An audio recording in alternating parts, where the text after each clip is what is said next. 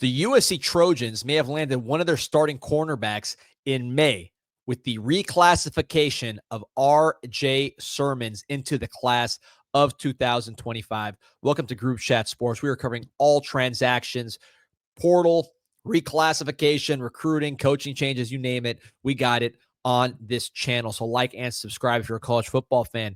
So R.J. Sermons from Rancho Cucamonga. You're wondering why we're in Southern California there at the Channel Islands. We are celebrating the player who I think has a chance to make an instant impact and be one of the young stars of college football this year. He's highly rated. I think he is underrated. That is R.J. Sermons. Let's take a look at his profile. 247, 6 foot 185.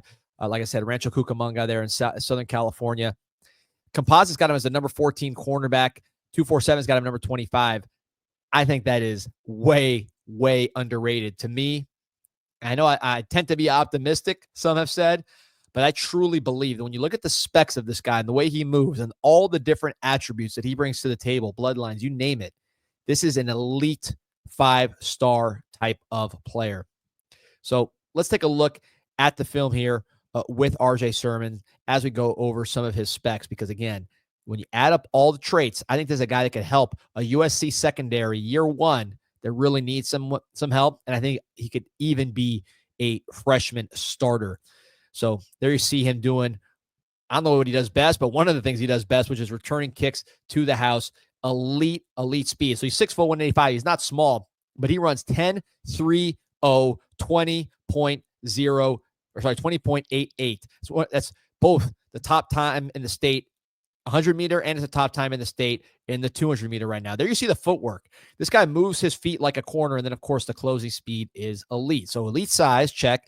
Elite speed, check. You see him facing the quarterback, quickly diagnosing, boom, strikes and drives the player back out of bounds. So he's got the diagnosing, the ability to face the quarterback and the strike. There you see again, facing the quarterback, zone coverage, making a play, and then letting the athleticism take over. But I mean, I'm not sure what is missing from this profile. You see the change of direction, boom, not afraid to lay the boom. And the verified times are elite. There you see him flip his hips. Man-to-man coverage should not be a problem given his size, his speed, his overall movement ability. And again, against the run, I mean, that even if he didn't have that, you would still like this player because of the coverage skills. Then you add that and then throw this in the mix. That as a returner, not only is he capable of filling that void, I mean, he could take it to the house.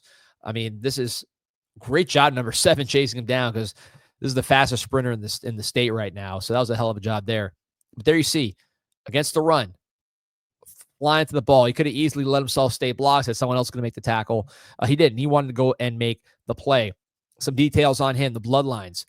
USC running back Rodney Sermons is his dad. Older brother Cameron is already signed to the class of 2025. Why are we talking about him? R.J. Sermons was originally going to be in the class of 26, but then reclassified, had the grades to do it, to join with his older brother. He only needs one senior English class, which he's going to do at a charter school once track is over. He's going to win states. That's his goal in track, and then do that 6-week course in time to enroll at USC July 14th. And he's going to room with his brother, again, who's a year older and is coming in the class of 2025. He said, we'll be able to room together. Having him there with me is definitely going to help with the adjustment to college life. He was injured. So you're watching these highlights. This is a guy who missed part of the season and played through a hairline fracture in his fibula, rallied really late in the year, was able to do that, but clearly he's focused on getting to USC. And we'll talk about the depth chart there, but it's a team that I think can use his ability. So what motivated me to get ahead of my enrollment was my family, and I believe it's time to take the next step and move on to the next level. And his father basically said, look, USC plays 7 to 12 defensive backs. They rotate a lot of player. Every team is looking for solid corners that can take at least 80% of that snaps. Those snaps, again, Sermon Sr., this is the father. There's definitely room at that position for someone to step up and be the guy. Sometimes it takes playing in the Coliseum for that guy to take over and say, I'm not coming on the field. So basically what he's saying is, look, I think my son's good enough. If I get him in that mix, he's gonna play, if not start. And quite frankly, I agree with him. You look at USC's defensive backfield. You got DJ Harvey, DeCarlos Nicholson, from a Mississippi State transfer, Marcellus Williams, who redshirted and played a little bit. But I just don't see anybody that has the total package of skills. So you see on kickoff coverage, this is one of the best kick returners in the state. Boom!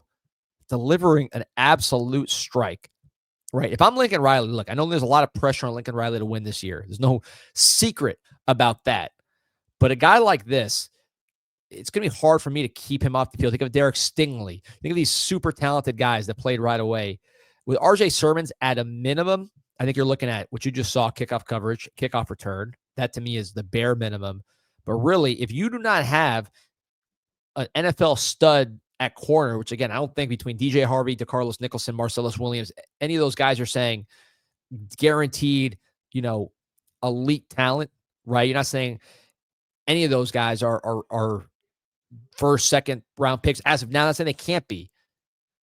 Let this guy, who to me has all the traits of being that kind of player, let him go ahead and get on the field because, again, that package of 6 foot, 185, 10.3 speed, pretty rare. So a huge coup, I think, for USC to get this guy reclassified. You already have a lot of good corners in next year's class. You got Albert Hill, Brandon Lockhart. These are like 5-star type of guys. So you don't need RJ Sermons next year. You need him right away. And again, whoever put him as the number 17 cornerback in the country, please show me the 16 cornerbacks that are better than this guy. I know they're not going to be faster.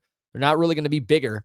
And I don't see the physicality, change of direction, fluidity, and footwork that I see with him with other players. So to me, you go with RJ Sermons as the guy. If he's able, look, if he comes in and he's not able to compete, he can't compete, right? But give him every chance to play right away.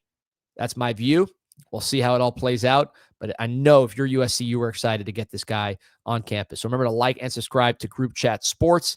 We'll be covering every single transaction for you, whether it's the USC Trojans, all the way down to Sacramento State. We'll have you covered here on Group Chat Sports. Like and subscribe to the channel.